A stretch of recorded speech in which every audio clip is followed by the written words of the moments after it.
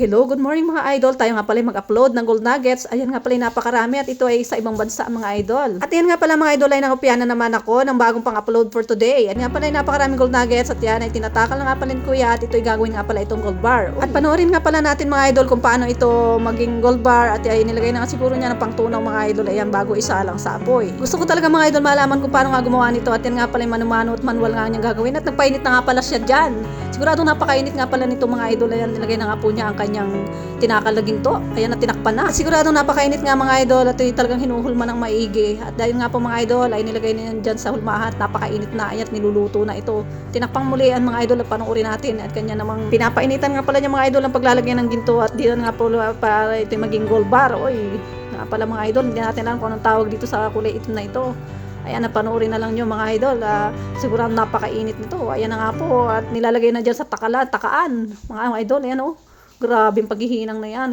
Grabing pagluluto nila mga idol. Ewan ko nga baga mga idol at ako mahilig manood ng mga ganito pagdating sa mga ginto. Ay, dahil nga pala sa ating kaalaman ngayon at nalaman ko na nga ang ganitong klase ng pagluluto ay malay nyo kayo rin ay makakuha ng maraming gold nuggets. Diyan nga pala sa inyong lugar mga idol ay baka may mga gold nuggets din ay pulutin nyo na at matuto kayo magluto para ito'y maging mahal at maging gold bar na. Sa ating kaalaman nga pala mga idol, ang alam ko sa isang kilo ng gold bar ito yung maabot na mahigit 1,000,000. At yan nga pala mga idol ay syempre nakadepende sa karat ng ginto kung ito by 14, 18 o 21 o 24 karat. At yan nga pala mga idol ang style ng paggagawa ng gold bar ni Kuya at napakainit talaga ng kanyang ginagawa na yan. At dito nga pala nga mga idol sa video na to ay pa-share lang natin ang paggagawa ng gold bar ni Kuya. Ayan nga po, tapos na oh. Yung pala mga idol na parang buhangin, yan pala ay para lumamig ang ginto at maging mabuo ng maayos. Ayan, tapos na nga po. At sa mahilig manood nito, ay pakipalo naman ako sa mga hindi pa nakipalo at sa mga nagsusubaybay sa akin. Thank you for watching po. Pakilike naman po nyo at pakishare ang aking video. Ayan nga po ang gold bar ni Kuya at natapos na. Siguradong mahal na yan mga idol at napakaganda at napakinang napakamahal na yan.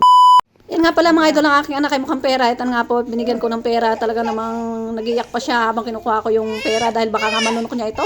At dahil kinuha ko ay nagalit nga pala ito at umiyak na naman. At lakas talaga ng iyak niya ay sa sobrang awa ko binalik ko at nilalaro niya nga pala itong pera niya.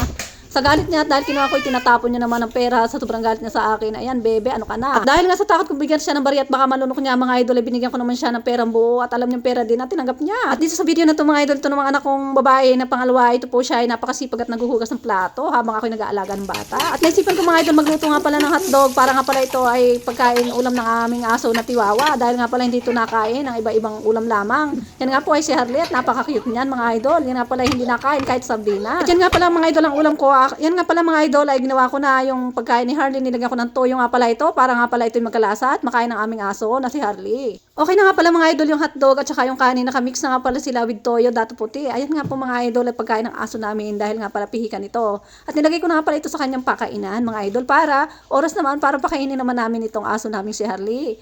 At dahil nga pala siya mga idol ay pihikan talaga sa ibang ulam, yun talagang kilala niyang ulam ay hotdog at iba pa. Ayan, at kumakain na nga pala siya mga idol. Dinagdagan ko lang ang aking video mga idol do sa una ko in-upload na gold bar dahil baka ako maka-copyright. And thank you for watching.